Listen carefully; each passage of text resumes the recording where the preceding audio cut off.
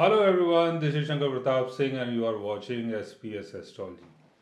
Guys, आज मैं आपको बताने वाला हूँ विपरीत राजयोग के बारे में। और विपरीत राजयोग को लेके बहुत सारे लोग ऐसे हैं जिनको बहुत बड़ा मिसकंसेप्शन है।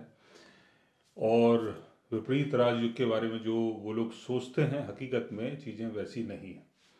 क्योंकि ज़्यादातर जब मैं कुंडली देखता हूँ और किसी का चार्ट अगर एनालाइज कर रहा हूँ, तो ज़्यादातर मैंने देखा है कि हमारे जो भाई बंधु हैं वो पूछते हैं कि जी विपरीत राजयोग मेरे चार्ट में है तो इसका कुछ बताएं।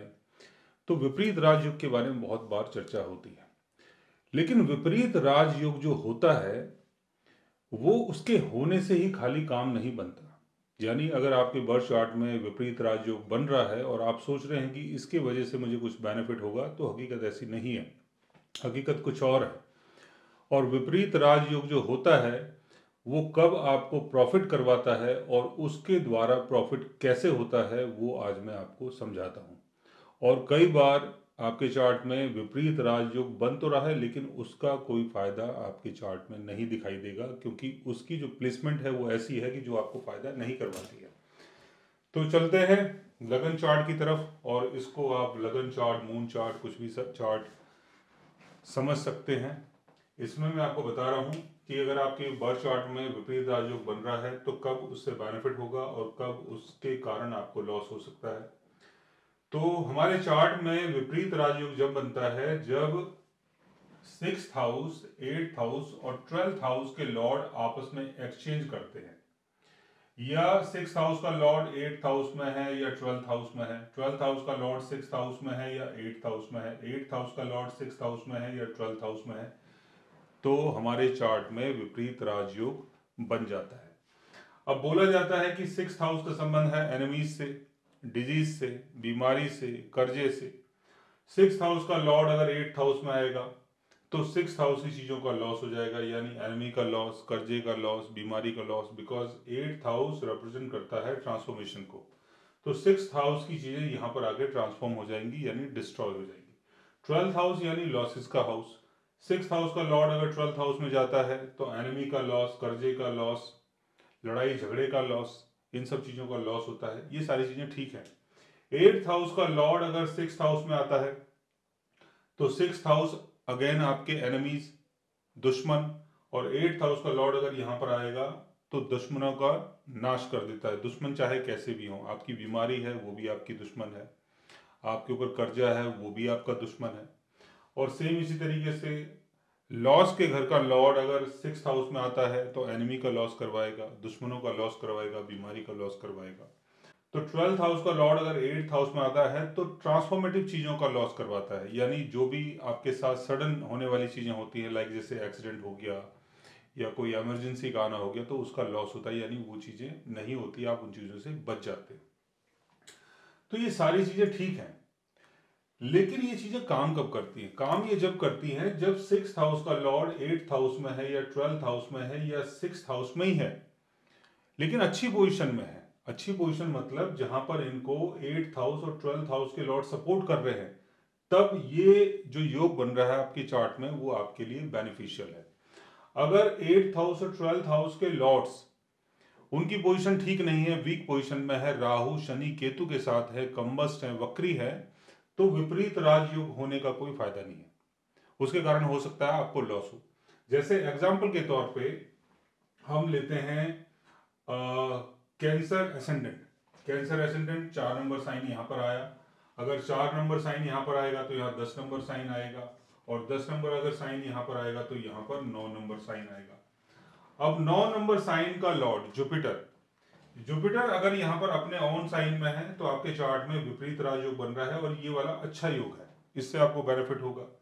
जुपिटर अगर यहां पर चला जाता है 11 नंबर साइन के ऊपर, जुपिटर अगर 11 नंबर साइन के ऊपर यहां गया है तो यहां पर आपको शनि की पोजीशन को देखना होगा। शनि अगर यहां पर प्लेस्ड है, जुपिटर के साथ है, तो ये जो योग है ये आपके लिए फायदेमंद है। शनि अगर अपने एक्सिलटेशन में है, 7 नंबर साइन में है, सैटर्न अगर यहां पर बैठा है, तब भी इस योग से आपको फायदा हो सकता है। लेकिन शनि अगर डैबिलिटेशन में है, अगर सैटर्न यहां पर है अपने डैबिलिटेशन में है, तो इस योग से आपको ज्यादा फायदा नहीं होगा, क्योंकि यहाँ पर जो 8th हाउस का लॉर्ड है वो अपने डेबिलिटेशन में चला गया। और इसके साथ अगर यहाँ पर केतु बैठ जाता है तब भी आपके फायदे को बिगाड़ सकता है, राहु बैठ जाता है तब भी आपके फायदे को बिगाड़ सकता है, या केतु का यहाँ से एस्पेक्ट अगर सैटर्न के ऊपर पड़ता है 9th एस्पेक्ट, तब भी ये आपके विपरीत राजयोग को बिगाड़ सकता है, और जो आपको यहाँ से बेनिफिट होना है वो बेनिफिट ना होके आपको लॉस हो सकता है। और शनि अगर यहाँ का लॉर्ड है अपने एक्सल्टेशन में है लेकिन केतु के साथ है, या केतु का एस्पेक्ट पड़ रहा है या राहु का एस्पेक्ट पड़ रहा है सैटर्न के ऊपर, तब भी आपका विपरीत राजयोग बिगड़ सकता है। केतु की प्लेसमेंट अगर यहाँ पर हो रही है, राहु की प्लेसमेंट भी अगर यहाँ हो रही है, राहु या केतु अगर किसी की प्लेसमेंट अगर यहाँ हो रही है, तब भी ये जो विपरीत राजयोग है ये आपके योग को बिगाड़ सकता है। सेम इसी तरीके से यहाँ 3 नंबर साइन है और जुपिटर अगर 3 नंबर साइन के ऊपर यहाँ पर गया है, जेमिनी साइन का लॉर्ड मरकरी अगर यहां पर प्लेस्ड है, तो इस विपरीत राजयोग से आपको गेन होगा। लेकिन मरकरी अगर अपने डेबिलिटेशन में है, मरकरी अगर अपने डेबिलिटेशन में यहां मरकरी प्लेस्ड है, तो इस विपरीत राजयोग से आपको ज्यादा फायदा नहीं होगा।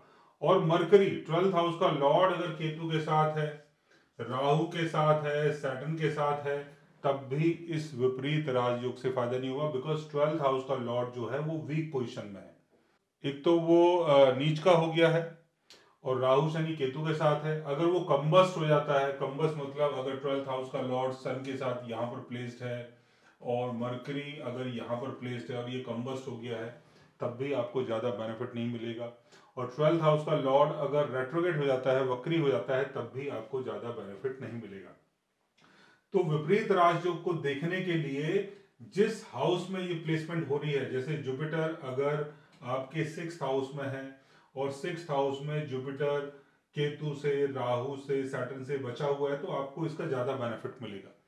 लेकिन अगर यहाँ पर केतु की प्लेसमेंट हो जाती है, केतु बहुत ज्यादा क्लोज है, राहु बहुत ज्यादा क्लोज है, सैटर्न बहुत ज्यादा क्लोज है, या राहु शनि केतु का एस्पेक्ट पड़ रहा है, तो यहां से आपको ज्यादा बेनिफिट नहीं होगा। सेम इसी तरीके से 8th हाउस का लॉर्ड अगर 12th हाउस में है, 6th हाउस में है, लेकिन राहु शनि केतु से घिरे हुए हैं और कंबस्ट पोजीशन में है, रेट्रोगेट है, तो वो विपरीत राजयोग जो है वो आपको ज्यादा फायदा नहीं करवाएगा।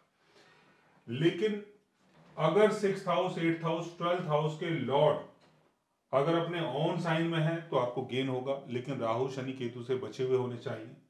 अगर वो 6th हाउस में, 8th हाउस में, 12th हाउस में कहीं भी अगर जाते हैं और उनके लॉर्ड्स अगर अपने एक्सल्टेशन में है, जैसे यहाँ पर 3 नंबर साइन है और इसका लॉर्ड हो गया मरकरी, मरकरी अगर अपने एक्सल्टेशन में है, अगर मरकरी यहाँ पर है, मरकरी अगर यहाँ पर है 6 नंबर साइन के ऊपर, तो आपको बेनिफिट हो सकता है। सेम इसी तरीके से जो मैंने आपको बताया कि 8th हाउस का लॉर्ड अगर अपने एक्सल्टेशन में है या अपने ऑन साइन में है, तो आपको बेनिफिट हो सकता है। 8th हाउस का लॉर्ड अगर गेन के घर में चला जाता है, तब भी आपको बेनिफिट हो सकता है। तो इस तरीके से आपको अपने विपरीत राजयोग को समझना है। खाली ये नहीं कि मेरे चार्ट में 6th हाउस का लॉर्ड 8th हाउस में, जी मेरे चार्ट में विपरीत राजयोग बन रहा है, कुछ बड़ा होना चाहिए, तो आप कुछ बताएं, कुछ बड़ा हो सकता है तो, बट हकीकत में कुछ और ही होता है। सो गाइज, अगर आप भी जानना चाहते हैं किसी ऐसे योग के बारे में या विपरीत राजयोग के बारे में, तो उसके लिए आप हमारे चैनल को सब्सक्राइब कर सकते हैं। और अगर आप हमसे बात करना चाहें, कंसल्ट करना चाहें, पर्सनली हमसे मिलना चाहें, तो आप हमारी वेबसाइट के थ्रू हमें मेल कर सकते हैं, मैसेज कर सकते हैं, और गाइस आप हमसे बात भी कर सकते हैं। So guys, take care, love you all and good bye.